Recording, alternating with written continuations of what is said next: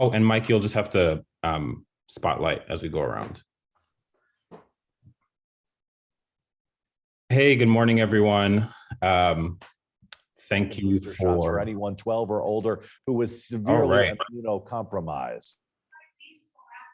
Thanks. For folks, please go on mute if you're not speaking. My name is Charles Kahn. Good morning. Thank you for joining. We all know the reason why we're here today. For many months, we've been speculating at how bad the Buffalo deal stadium boondoggle might be. And yesterday we found out. And so we know there's going to be a lot of kind of back and forth on what this deal can and cannot do, and how bad of a deal this is for Buffalo and for New York State. And so the good thing is that we have 40 years of data and 40 years of history in sports deals to really give us a clear, kind of undeniable picture of what we can expect.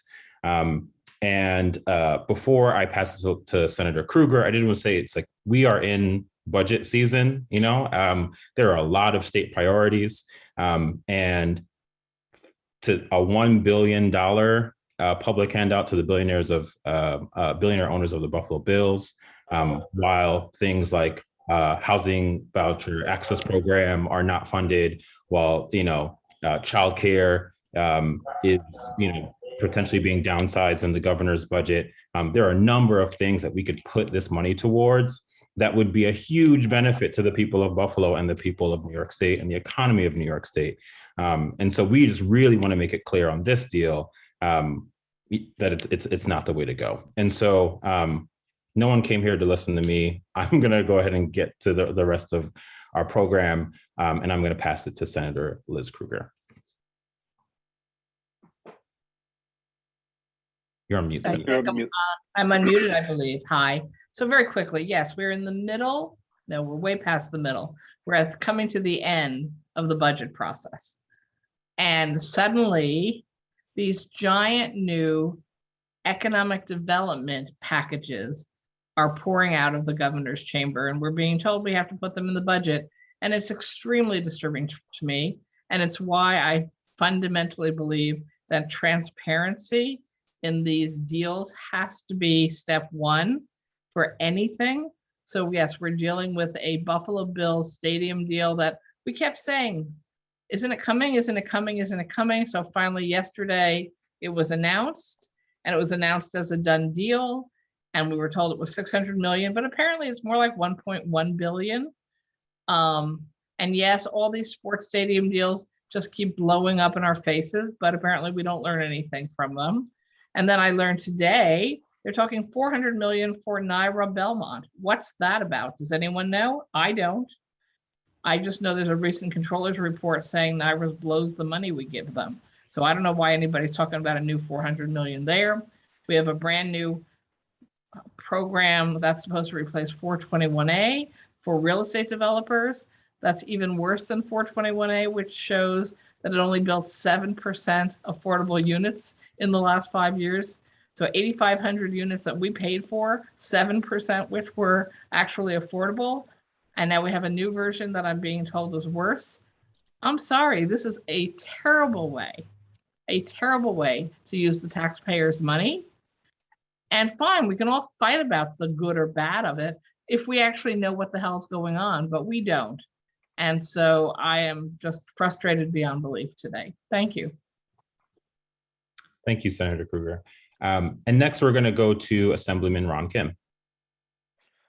Thank you, Charles, and thank you, Michael, for organizing this. I agree with, I'm sorry, am I on right now? Hold on. Yeah, we could hear you, Mike. Okay. I agree with the senator who chairs the Finance Committee in the Senate, and for her to come out so vocal and strongly against this deal and the process of how we got here speaks volumes of where we are in the state budget process itself. Like the senator has said, the lack of transparency is astounding, especially because of the new administration had took power on promises of being transparent, open, and collaborative. This last minute deals that they're trying to shove through the budget is indicative of any other previous person who held that office, cutting deals for months behind their backs, making promises to the billionaires who have for years have been looting the state of taxpayers' money without any tangible returns of creating real jobs and quality jobs and sustainable growth as they promised, economic growth as they promised upfront. It's one giant scam, and the economics, 40 years of data, as Charles has you pointed out, proves this. And we have leading economists today to go through some of the details why this is such a horrible deal for the state of New York. But unfortunately, the way things work is oftentimes we refer to the local stakeholders internally. If they approve it, then we are asked to kind of stand down. But if they want to borrow money locally to finance something, if they want to do something, with the local commercial or stakeholders, that's fine. That's on you. But if you want to borrow up to if you want to spend over $1 billion of taxpayers of money, of which most of the revenue comes from places like New York City, we all have a stake in how to hold those dollars accountable. At minimum, what are we getting in return? If you're spending this much money, are we getting 70% equity of the Buffalo Bills for financing 70% of the construction of the stadium? No, I don't think so. They're saying we're going to get some taxes down the line to make this whole. So we're just recycling our public dollars, for 30 years without creating any new value to our economy. This is all, for me, just basic economics. And I look forward to the testimonies of our experts today to once and for all come together and end these sweetheart deals that are just disguised as economic development, but it's really just corporate giveaways for billionaires. Thank you so much. Thanks, Assemblyman. And so now we're going to kick it to our experts. There are PhD galores on this call, folks that have studied the data for a very, very long time. Some of our guests have literally written the book on sports subsidies. And before I just want to lay out a couple of facts that really I want folks to think about in contextualizing this deal. The first is the Pegulas are the 8th wealthiest NFL owner in the wealthiest league in the world. Buffalo is the 3rd poorest city in the entire United States of America. And, as Ron said, there are folks all around the state that care about this deal. But even when we look at people in Buffalo, the February Siena poll showed that 1% of the people in Buffalo wanted to pay the majority of the deal costs, right? That is in Buffalo. Those are the folks that would see the quote unquote greatest benefit. And only 1% of them supported paying the majority of the deal. I think the response publicly, privately has been really one-sided, and because folks understand that this is a really bad deal. And so, I'm an activist, I have opinions, but we're going to go to the folks with the facts. And so the first person I'm going to introduce is Victor Matheson. He's a sports economist, also a professor at the College of Holy Cross, Department of Economics and Accounting, and past president of the North American Association of Sports Economists. So Victor, I'll pass it to you. Thanks for having me. So economists like myself, Dennis Coates, he'll come up right after me. We've been studying deals like this for over a quarter century.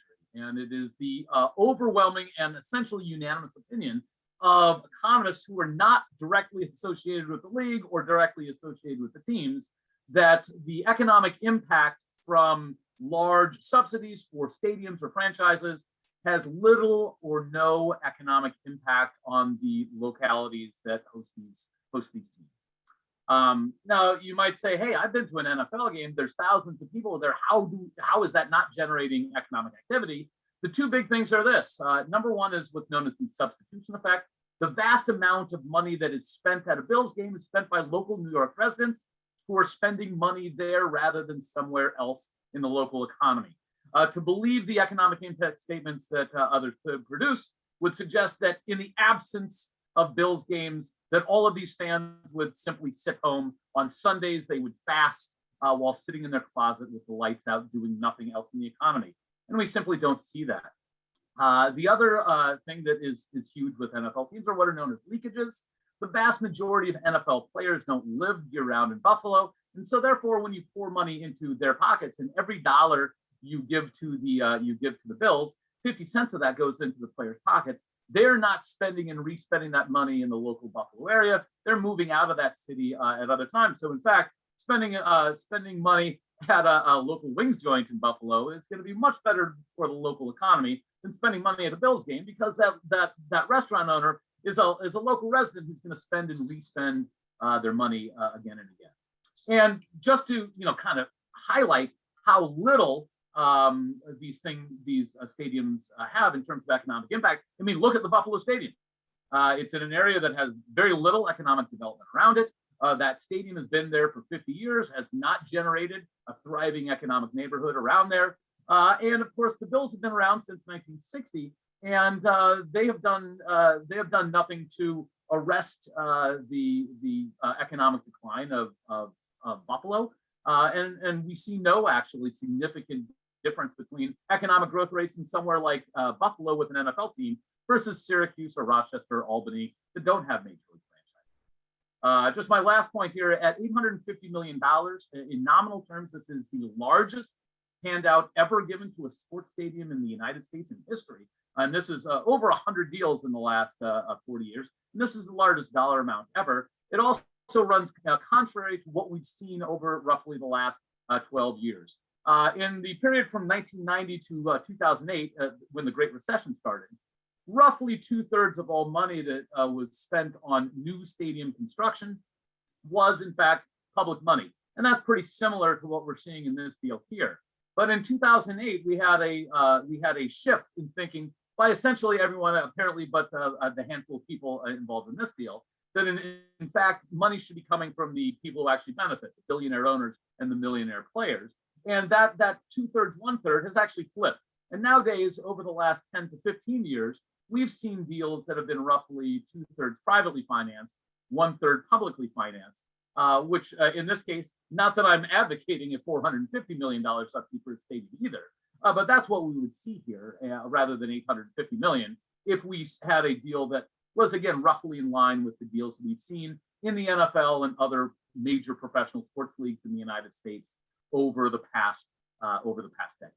And with that, I'll hand it over to my colleague, Dennis. Go ahead, Dennis.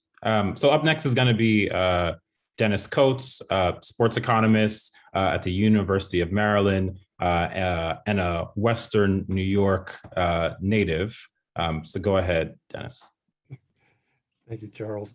So I'm going to pick up on a couple of things that actually I think both the senator and the assemblyman mentioned. The first is the transparency issue, which I would like to see the details of the plan in order to know just exactly what's being promised. And that's not available. And the reason I say that is it's very common for people to say we're going to have ancillary events. So we'll have concerts, or we'll have I don't know, maybe we'll have a European soccer game hosted here or something like that. And so that will generate benefits for us. The reason I raise that point is because in many of these deals, it is actually the club, not the state or the city, that controls scheduling, and the revenues from such events actually go to the club. So it would be as if the state doesn't get to determine who will have a concert or some other kind of an event inside the stadium. And once that event occurs, any revenues go to, in fact, the Buffalo Bills, not to the state coffers, despite the fact that the state is presumably the owner of the stadium. So those kind of deals are those kind of details of the deals are really important to have before you can make a decision. The second thing is that, and Assemblyman Kim hinted at this when he talked about the revenues paying for this will come predominantly from downstate. That's where the largest portion of the wealth is, from New York City, its environs, Long Island, and so on, where the vast majority of taxes are going to come from to pay for this stadium in Buffalo, if in fact state tax revenues from the general fund, the income tax, and so on, sales tax, are used to pay for it. We don't know what the funding details are. But more importantly, it gets to the point that these deals are all about redistribution. And Victor laid out very well the history of the research that shows there's no benefit. The benefits that accrue largely to the owners and the players. You put a lot of money, a lot of revenue into the club, and that revenue is shared by the owner and the owner's employees, the people who produce the product that we pay to see.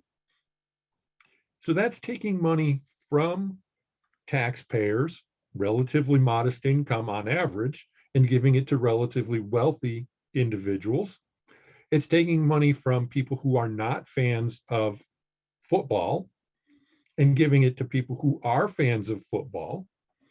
It's, if even in the best case scenario, if there was a great deal of development around the stadium, then that would be taking income from places away from the stadium and putting it in the neighborhood of the stadium. Now, we don't see any of that sort of evidence, generally speaking, and in particular with respect to the stadium in Orchard Park. But the evidence that does exist suggests that if there are benefits that may be measured in terms of increased property values in the neighborhood of the facility, that those things drop off within just a couple of miles.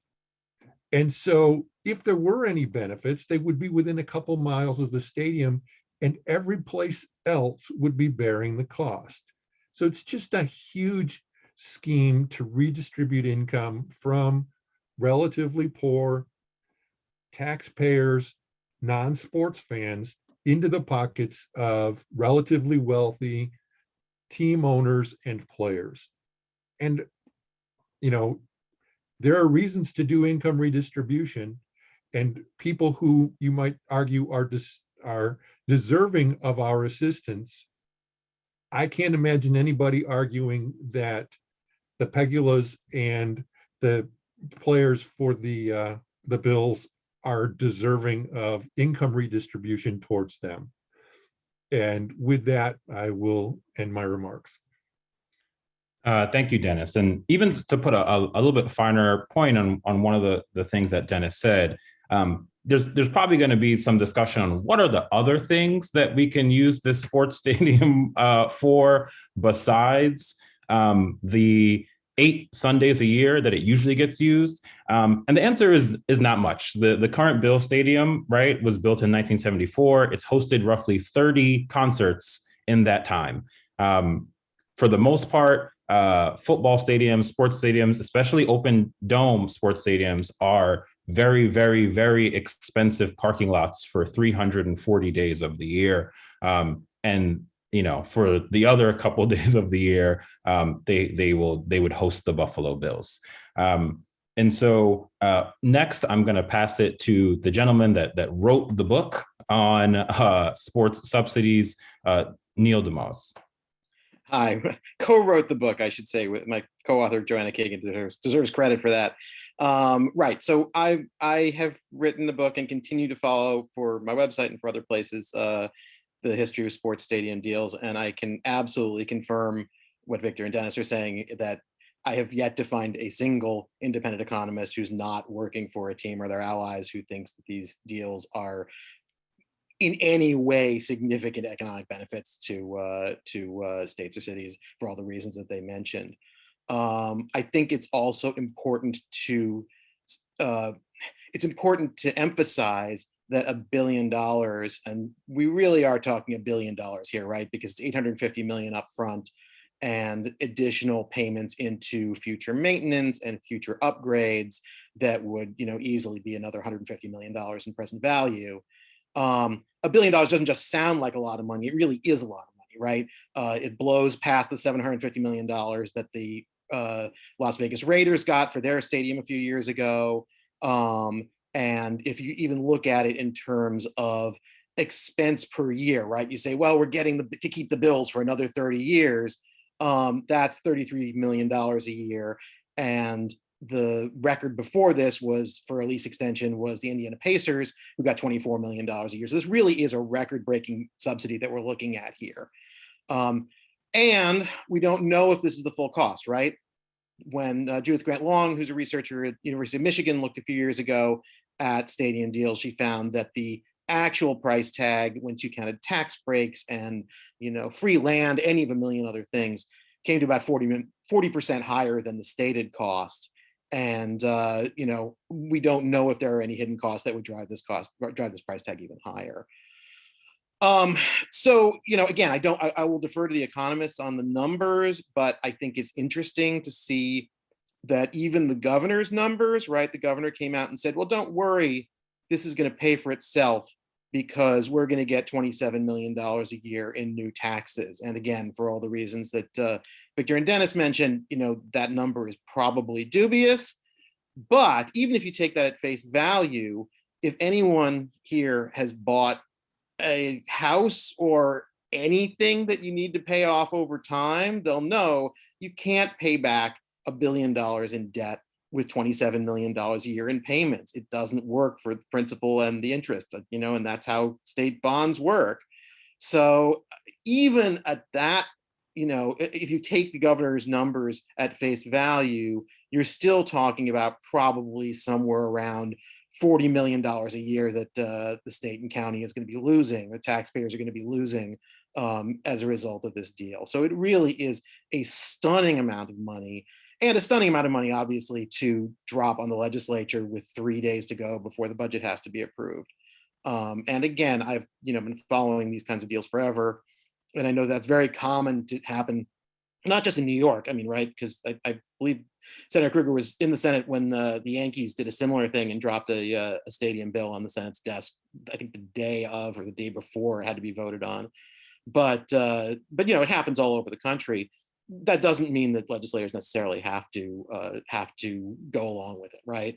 It's perfectly possible, and other legislators and other city councils have come back and said, well, no, we're not going to vote on this thing at the last possible second before we even had a chance to read it, let alone analyze it. So that's sort of where this stands in terms of the overall context, and I hope that there will be time and effort to investigate all the nuances of this deal before it actually gets approved. Thank you, Neil. And so lastly, and then we're going to open it up for questions. I'm going to pass it to Greg Leroy, the director and founder of Good Jobs First, an expert on economic development. Thanks very much, Charles. I've been working on economic development and incentive reform since the Carter administration, and Good Jobs First is 24 years old. We don't work on stadiums for the very reason that Professor Matheson and Neil mentioned. There's a very long-standing academic consensus that stadiums do not equal economic development, but from every independent source, left and right, long-standing, not disputed. And I would also like to question the jobs numbers that Governor Hochul put out. The 10,000 job numbers for the construction phase, with a period of low unemployment like we have now in most markets, including Western New York right now, to have a surge in unemployment means that you're going to attract contractors from out of state.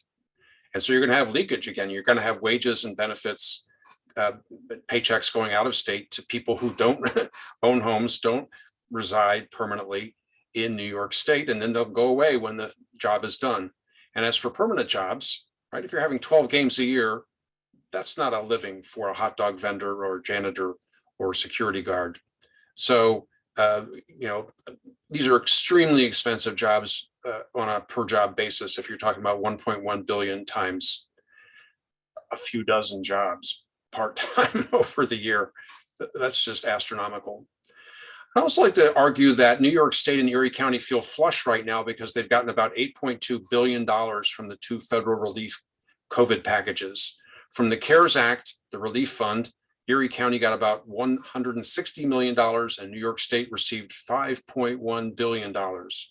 And from the American Rescue Plan Act, the fund called the Coronavirus State and Local Fiscal Recovery Fund, Erie County got $178 million and New York State received $12.75 billion. So that's a total of about $18.2 billion, a huge infusion from the federal government that was intended to help people most harmed by the pandemic and to make the state more resilient in the event of future public health crises. These are not intended for corporate giveaways. In fact, there's actually an explicit provision in ARPA, the Rescue Plan Act, which the Treasury Department has codified with regulations saying that the state or county could be at risk of repayment of a clawback liability if they use the money for ineligible activities. A sports stadium that will be off the property tax rolls and used a dozen times a year is the antithesis of what Congress was intending when it enacted the CARES Act and the Rescue Plan Act. The state and the city should use this is a rare moment of low unemployment together with federal generosity. This is a generational opportunity for the state to make long-term investments in things that will pay off broadly for children and communities across the state, rather than giveaways to billionaires. Thanks. Awesome. Thanks, Greg. And so just to bring everything together, and then I'll open it up for questions. It is really, really clear from everyone outside of the governor's team and the Pagulas that this is a bad deal for New Yorkers. These deals never work out, and the grand promises never, ever come to fruition.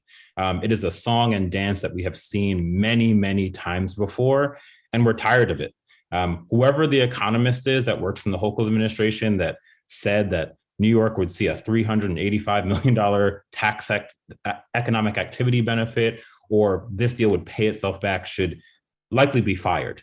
And so with that, I expect there's a lot of questions, and I just want to open it up for questions. If you do have questions, please raise your hand, or in the chat, you can go on Stack, and we'll try and get through all the questions.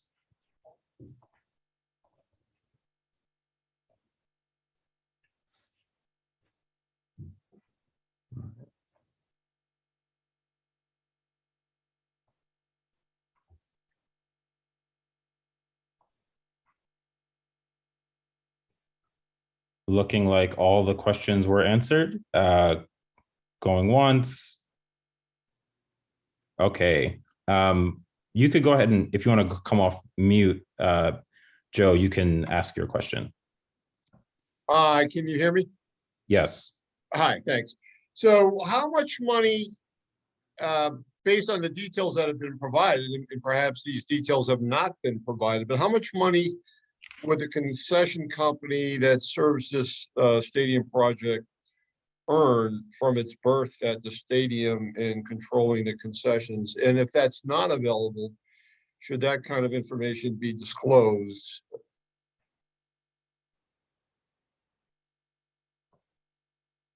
Speaking for myself as a senator, I certainly think that information should be disclosed. I think that information about how much money is anticipated to be made at the stadium by the owners and the team over the 30-year period should be disclosed, so we can see it in the context of what the people are being asked to pay. This is all such new information, and I was asked by another reporter, where am I getting my data? I got it out of the Buffalo investigative report. So I'm dependent on reporters telling me things, which is fine and helpful, but I would think that legislators do want to know. And as Neil pointed out, we're being asked to decide this at the last minute. And we can say, no, well, here's the dilemma for most of the legislature, Nil. This is going to be rolled into one of the budget bills. And so that's how you do get things in without providing any information. And you depend on the fact that the legislator is more concerned about having said no to funding its school system if you throw it into the same bill with education or healthcare, where you'll get shot down as saying, she didn't vote for public education, she didn't vote for healthcare, you know, fire her ass. Then you throw the bills or a NYRA deal in, or other scary things in, and you pretty much, I personally think, no matter what I find out or won't find out, this is going through. I don't wish it to, but I think it is. Senator, how much of that is because of what Tip O'Neill once famously said, that all politics is local? So by and large, one would think that Western New York folks are going, or members of the legislature will be for this because they know that the movers and shakers of the Buffalo regional economy are all for this. So are we going to see the demographics of the legislature play out in this because it's more local for some than others?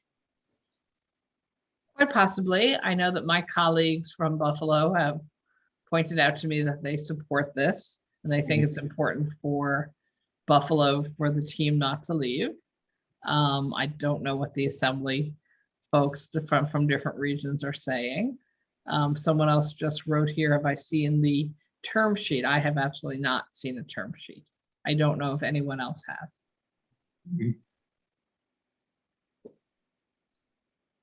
And yes, it should be made public at this point. And this is a question for the economists. Hopefully I'm not taking anyone else's spot here with questions, but are there a lot of variables in something like this? You know, for instance, if the Buffalo Bills have a great season versus having a lousy season, that would seem to influence attendance and other, you know, viewership on television, which goes to advertising contracts, ratings, and that sort of thing. So it can be up and down, because if you've got a lousy season and you only play your regular season games, you're not in the postseason. That's why some teams go out of business, because fans stop showing up. So how can anybody project 5 years from now? You get bad draft picks, somebody gets, you know, a star player gets an injured, all these variables are out there. Does that make, you know, any projection unreliable or questionable? Yeah, so those are some good questions. Let me give a first crack at this. First of all, quite honestly, this is being an NFL owner is about the most guaranteed way to mint money that you can have in any sort of business in the United States. The reason for this is that the NFL's television deals are shared evenly between every team in the league, and the television deals are by far the biggest source of revenue for the teams, which means that the owner of the Giants gets exactly the same size check every year as the owner of the Bills.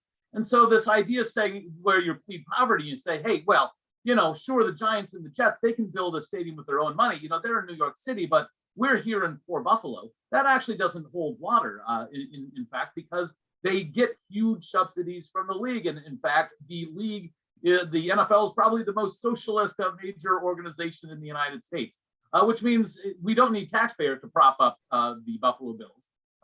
The league does that just fine. And again, in the year before COVID, the Bills made about $75 million. That's enough to make significant payments on their own stadium, not requiring the state of New York to do that. So, you know, that would be my typical answer. I'll see if Dennis has anything else to add to that. Well, yeah, I would just add a couple of things. The first thing that I'd say is, if you were to search for a very long time, you would have a hard time finding any major league club that went out of business in the US. That just does not happen. Cleveland Barons in the NHL 1975 is the last one. Oh, outside of there you Maple go. Leaf. So that's not really a big concern. The other issue that I would raise is that how the club does season to season certainly influences their revenues, their annual profits.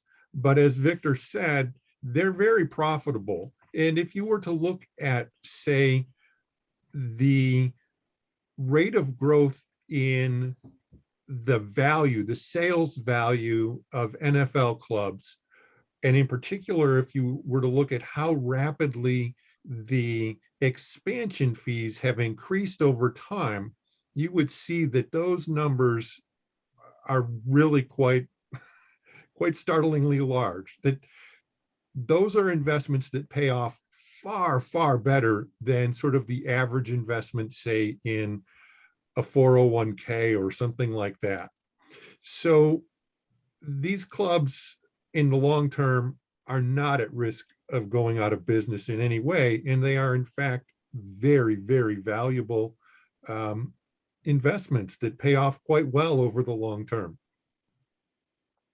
Yeah, just to add to what Dennis said, according to Forbes, and again, that's probably the best source of information we have easily.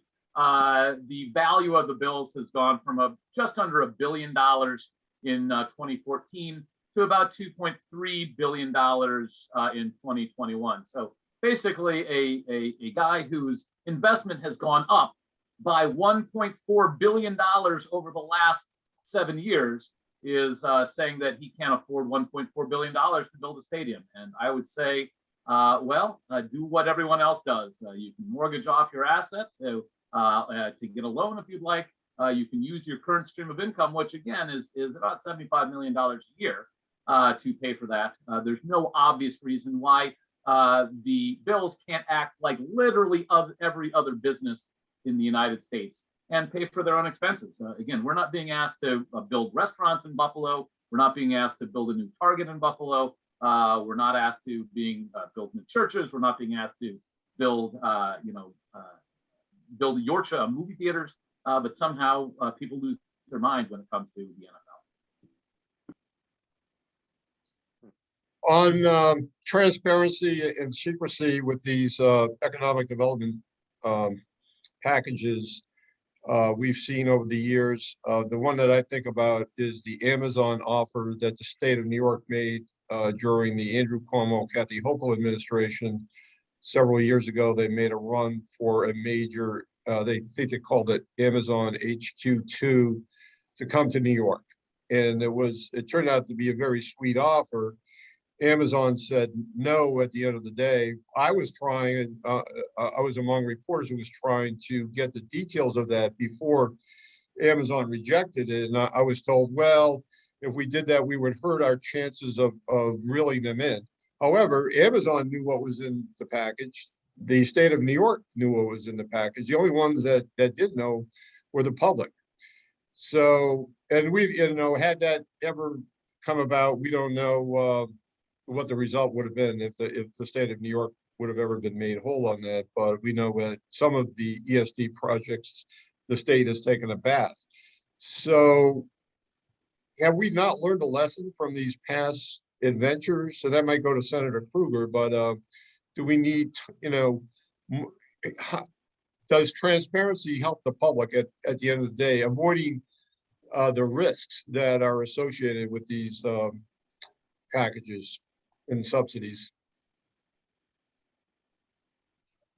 I'd like to briefly speak on that because we've been tracking state and local government transparency on economic development for all of our existence. A good example of the power of transparency played out in Texas last year when the state's most expensive corporate giveaway, something called Chapter 313 for its part in the state tax code, was sunsetted by the state legislature. It was costing $1.1 billion and mostly benefiting the petrochemical industry. But a bipartisan consensus developed, just like the bipartisan consensus around stadiums, but in Texas around corporate giveaways. And the state legislature, a deeply red institution, sunsetted the giveaway. So, and it was frankly because of the quality of disclosure. Everybody could see how much harm was playing out to every school district. Transfers of wealth, the same transfers of wealth that would occur in this that Dennis was talking about were all evident because we had good sunshine. I think speaking for the legislature, and Ron's shaking his head also, yes, we really do believe that transparency is crucial so that the public knows what the deals are before they get made, can ask excellent questions, can educate us about their concerns. Even the storylines between yesterday and today. Is it a $600 million deal or a $1.13 billion deal? I was urged just to talk about the 600 million since that's the only state funds, but of course it's the total public funds. And I haven't even had a chance to ask someone to do the math for me. If we take out 600 million for bonds, how much do we pay back on that 600 million over 30 years? It's a whole lot more than 600 million. So you have to factor in, do you have all the information?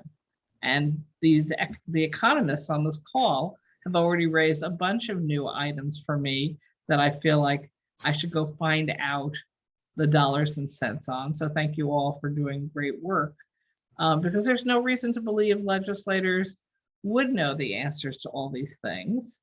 I don't spec out sports deals for a living, and I'm hoping not to have to, but apparently now we do in New York. And again, I just learned about an hour ago that they're talking about 400 million for our racetrack in Long Island. All I know is no one wants to go to races anymore, so I don't understand why we would put 400 million into a racetrack, but I'd like to know that before I get asked to vote on that also. So any of you sports economists, if you know about racetracks, please reach out after this conversation. I did quickly Google and found out that the state controller just did an audit last week saying there are all kinds of problems at NYRA. That raises a red flag for me right away. So yes, we need more information, a lot more information. I think it is crucial. Yeah, I would just to the Senator Joe that with the Amazon deal, we've had some time to organize and try to urge more transparency leading up to a number of hearings, including a city council hearing that blew up the lid on that deal. Right now, we have 3 days to get any answers and facts in front of us. But with the coalition of economists and Senator Krueger, who's been consistent on this matter for years now, there's many different ways we can demand transparency moving forward. And with companies like the Piccolo family or Amazon, the last thing they want is bad branding as well. So the more we shed light on this, the more the public realizes the exploitative and extractive economics behind this that will harm communities of color and immigrants throughout the state. There'll be pushback as well. So this is part of that process. I'm very grateful for everyone's contribution today. Can I just say a little bit about that, Charles? Go for it. So the Amazon deal, it's interesting. The transparency is really important here for the simple reason that the Amazon certainly doesn't want anybody to know what the bids being offered to them by the other bidders are. And that would be the thing that you as a bidder would absolutely want to know, right? You don't want to bid far more than anybody else. Amazon wants you to go crazy and bid insane numbers because you don't know what anybody else is doing. So it doesn't surprise me. That's a place where you should absolutely demand transparency. I want to know what our bid is, and everybody should be doing that. With respect to the specific stadium deal, I wanted to address a question related to the money. So it is reported that the Bills get naming rights.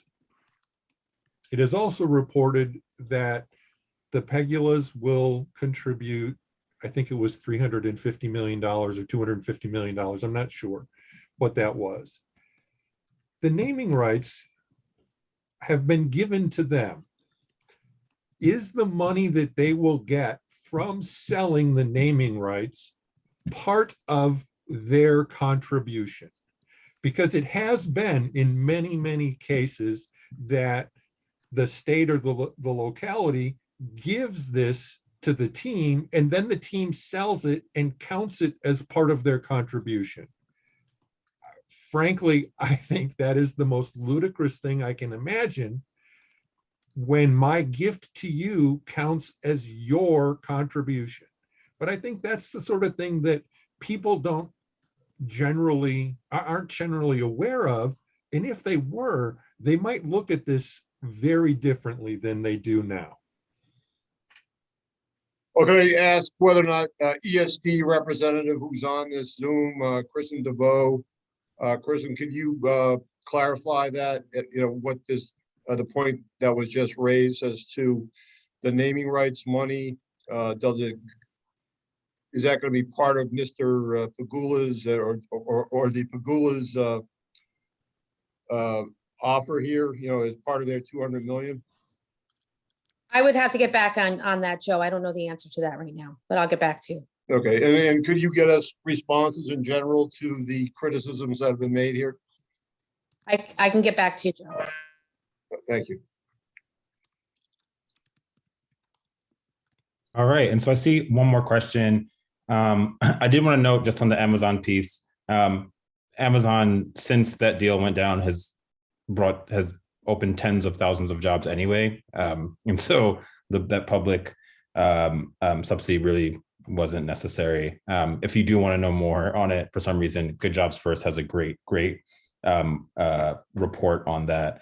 A couple of other questions that are outstanding as legislators and press are thinking about this deal.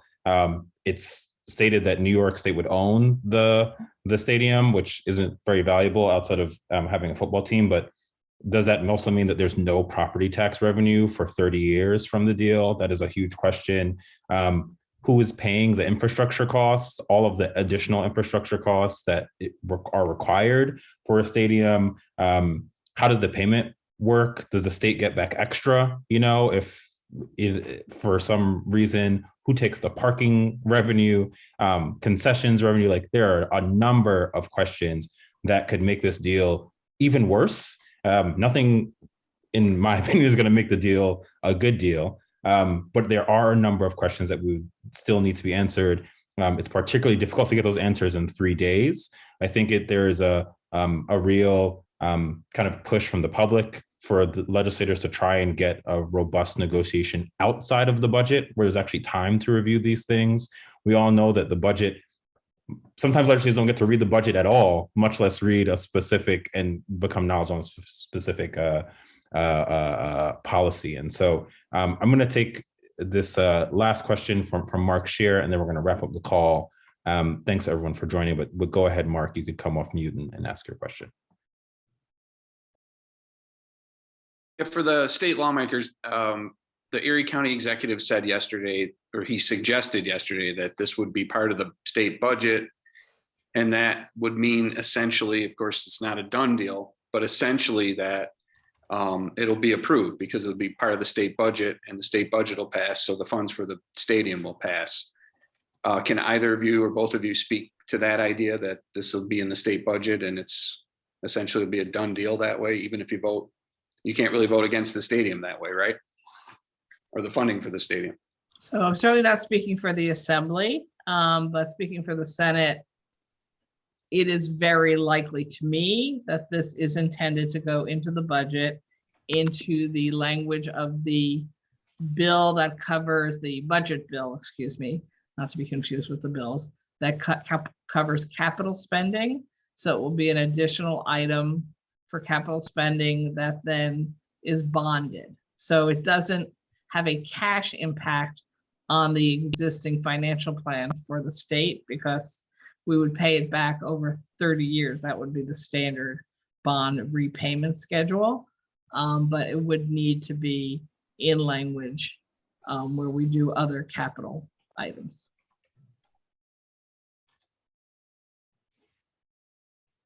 Yeah, I think the executive, we've seen these type of last minute tricks in the budget where they try to dominate the narrative and they try to make it seem like everything's a done deal and normalize this as if it's going to happen regardless of what we do.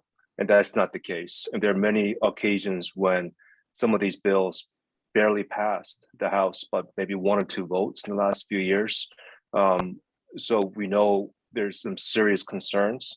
And in our House, I can certainly say that there's no consensus around this. So we have opportunities to demand more accountability, transparency, and quite frankly, a much better deal that circulates wealth for Buffalo people, not extracts money out of that community. Thank you. And so with that, we're going to close. I think the message is clear. No $1 billion boondoggle for billionaires, owners of the Buffalo Bills. It's a home run for the Pegulas, but for everyone else, it's essentially an own goal. And so we're really hoping that the legislature and the governor in particular look at the numbers, right? You know, the poll in Buffalo showed 1% of people agreed with paying the majority of the cost. This deal is deeply, deeply unpopular. The governor choosing to spend $1 billion of public money against the wishes of the public does not seem like a good idea to a governor that has not been elected by the people yet. Who knows? And so I just want to thank everyone for joining. All of our sports economists and experts are happy to make themselves available for follow-up questioning. They want to be an asset and an aid to you in figuring this out. And so, thanks everyone for staying on for the almost a full hour. Take care. Let's kill this deal. Thank you very much. Thank you.